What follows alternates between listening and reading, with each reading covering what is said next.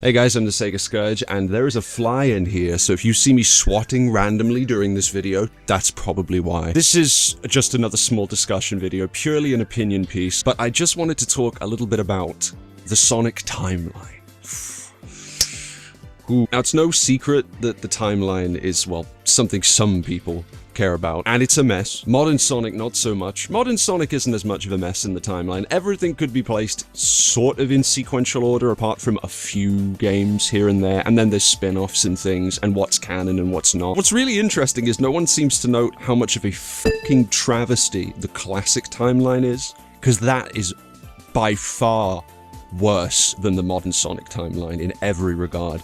You've got Knuckles Chaotix, you've got Flicky's Island, all the Game Gear games, you've got R and Fighters and spin-offs, Sega Sonic. Where do all of these games go? I, of course, maintain my own opinions on all of that, but that's not what we're here to discuss today. Today, I want to discuss the biggest, what I would view the biggest focal point of the classic Sonic timeline, which is Sonic CD. There is a certain individual, some of you may know him as David the Lurker. I have got into massive debates before with David about timeline placement of certain games. We go back and forth, and there is one thing that we always seem to disagree on, and that is the placement of Sonic CD. He maintains one outlook, I maintain another. This video is sort of partially spurred on by a more recent small conversation on CD's placement that took place between me, DT Lurker, and Skylar Sega Sky, Mr. Totino's himself. There was some evidence raised to me on a certain aspect of where CD is placed, which is good evidence, by the way. I had a few opinions of my own, but I thought, you know what, I'll save this for an interesting discussion video, and that's why we're here today. Also, just want to say, this isn't to like curb stomp David and Skylar's opinions, because I love them both, fully entitled to their opinions. I am a little bit on the fence with mine. There is a widely accepted community headcanon that Sonic CD takes place after Sonic 1, but before Sonic 2. But then there are other people who believe that it takes place after Sonic 3 and Knuckles. I'm not necessarily here to pick sides or sort of promote one way of thinking over the other, but what I would like to do is address the pieces of evidence that support both sides of the argument, analyze those, and then at the end of the video I'll give you my opinion, and you guys can tell me what you think about it. Placing Sonic CD before Sonic 2 is arguably the easiest placement for it, and it makes a lot of sense. The biggest piece of evidence, of course, to support that it takes place before Sonic 2 is that Tails is not present. Tails is not present, Sonic has not met Tails yet, and a little side piece of evidence, I suppose, is that Sonic hadn't fully mastered the spin dash yet. The spin dash was not perfected, and the rendition of the spin dash that we all know today would show up later in Sonic 2. And that's pretty much it. That's the two pieces of evidence that support that CD is before 2. There are, of course, a few problems with this. These are the things I tend to raise to David the Lurker and things. For one, it just seems like a very strange detour in the Death Egg saga for the classic series. Death Egg saga being Sonic 1, 2, 3. In the context of the timeline, it just seems a bit weird that Sonic 1 would happen and then Eggman would be like, I couldn't get those Chaos Emeralds. I guess I'll fuck off and try and get those Time Stones instead. Oh shit, I fucked up getting those too. Better go get the Emeralds again. It's a weird detour from Sonic 1, random side story, back to the main story in Sonic 2. That's odd to me, but that doesn't detract from its placement in the timeline. That's again, purely an opinion. It is strange to me, though, that if it's such a widely accepted headcanon that it takes place before Sonic 2, and we have games like Mania now, why is it that even Mania's animated trailer, the elevator, didn't place CD? They had the perfect opportunity to finally place CD just on the buttons on the elevator in that trailer. They didn't. But let's talk about one of the strongest pieces of evidence that support that Sonic CD takes place before Sonic 2. And that piece of evidence is an individual called Yasushi Yamaguchi. Yamaguchi-san worked on the character design for Sonic 2. He is the lead designer responsible for the creation of Tails. I'll pull up images and I'll place down links in the description, but he was quoted in an interview years and years and years ago as saying that Sonic CD definitively takes place before Sonic 2. That's a pretty big piece of fucking evidence, right? If the guy who made Tails and worked on CD is saying that CD takes place before Sonic 2, you can't refute that, right? Surely there's no way you could refute that. I would like to analyze how credible that piece of evidence is by analyzing the alternative. The alternative is that some people believe that CD takes place after Sonic 3 and Knuckles. There are several pieces of evidence that people, / me, use to support that CD takes place after 3 and Knuckles. As I mentioned before, it's a little bit of a strange detour in the timeline, specifically when you consider Silver Sonic, and then Mecha Sonic, and then Metal Sonic. How does he fit into that? The evolution of machines doesn't seem to line up with the idea that the game takes place before 2. You've got Metal Sonic, arguably the greatest Sonic replicant robot ever made. To this day, is still used by Dr. Eggman because it is peak efficiency. And then you've got Silver Sonic, a fucking trash can with razor blades.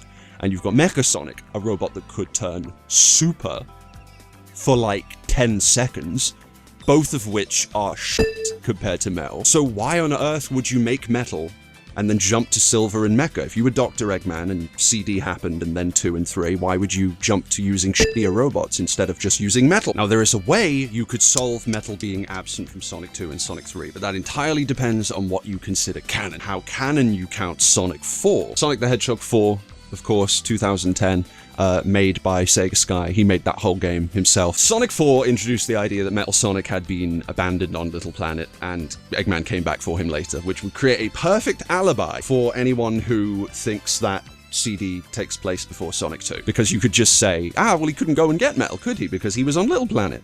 Little Planet drifted away, and Eggman was forced to use the crappier machines until Metal came back. Perfect alibi. Entirely depends on how canon you count Sonic 4. I personally count it as canon. The game is called Sonic the Hedgehog fucking 4. It's canon. It just is. Unless I see an official statement striking it from the canon, it's still canon. If you believe in the whole Mania split timeline theory after generations, you know, alternate dimension, split timeline, it's an entirely alternate universe story at this point. Sonic 4 in that world probably won't even happen. But in the original timeline, I believe Sonic 4 took place. That's just an opinion. On the topic of Sonic 4, however, here we go, right? To coincide with the release of Sonic 4, Sonic CD had a remaster, 2011 version that got released. Christian Whitehead, awesome, great, cool. Right, what does this have to do with anything? A little snippet of a interview that Ken Barlow had, who was the current brand manager for Sega at the time. He was quoted in interview as stating that CD had been retrofitted to take place after Sonic 3 and Knuckles, but before Sonic 4. A lot of people discount this because it came from his mouth, and they're like, it's a brand manager, you know, why would he know anything? And why the f would he know where CD is placed?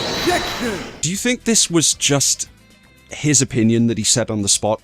Like when promoting the game at an event, in interview, that he just came out with his own opinions on where it takes place? Of course it's not. It was an internal thing. It was a dev team thing. I should know. I spoke to him and asked him, I'll pull up the images. I asked him, where is CD placed? And he said at the time, at least at the time of Sonic 4, circa 2010, 2011, Sonic CD, from a development standpoint, took place after Sonic 3 and Knuckles. That wasn't his opinion piece. That was a dev team thing. That means it was a Christian Whitehead thing. When they were making the CD remaster, that means it was an internal thing. A modern Sega conglomerate decision. It wasn't just something he said, it was something he quoted. He was voicing it. I don't think that you can discount that. But the question is, has it been retconned since? If it's a retcon then, has it been retconned since, back to after Sonic 2, etc.? Obviously, I'm not going to throw in that the CD remaster also featured the Sonic 2 spin dash, or actually had Tails as an added character, because we know that these things were purely just bonuses for the game. I just think it's a funny coincidence that out of all of the characters they put in, you know, instead of a playable Amy or something, they threw in playable Tails, as if to reference the old CD before Sonic 2 debate. I just find that humorous. There is, of course, one other piece of evidence that you could use to help the argument that CD takes place after 3. I can't cite these. I don't know if I'm allowed but I have in possession a screenshot, which I will show. I will take names out, where a certain individual asked Naoto Oshima, the original designer of Sonic, where the hell is CD placed in the timeline? And he brought up the evolution of Silver to Mecha to Metal, which I said prior. Basically saying that you can see the developmental line of what eventually ended up as Metal Sonic. That was Oshima-san, right? Hold on a minute. That can't be right. Yamaguchi-san, who actually worked on 2 and CD, said it was before Sonic 2. And Naoto Oshima is just the character designer of Sonic. What the hell would he know? What would he know about where CD is placed, right?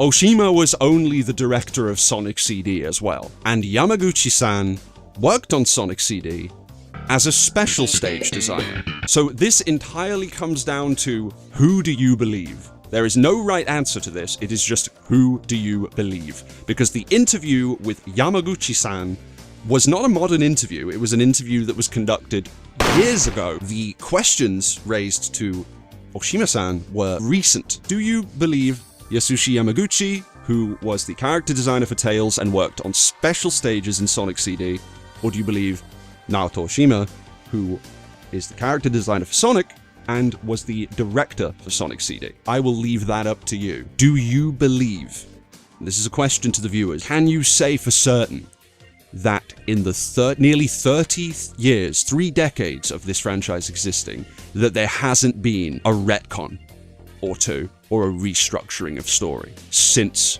CD was released? It is untouched. That is the question. As I said in the beginning, this video is more of an opinion piece. I have sort of firmly maintained the notion for quite a while, personally, that CD takes place after 3 and K. From my perspective, it makes the most sense, because it would provide an answer as to why it is a weird diversion in the Death Egg Saga story for classic Sonic. If it's after 3 and K, that story has ended. Sonic has gone off and done other things on his own without Tails being stapled to his ass. Anyway, I've been the Sega Scourge. This has just been a little small video to break up other uploads. Thought it would be an interesting discussion. If you guys want to see more, please let me know, and I'll think of other topics of discussion that could piss the community off, and I'll see you guys in the next video. Take care.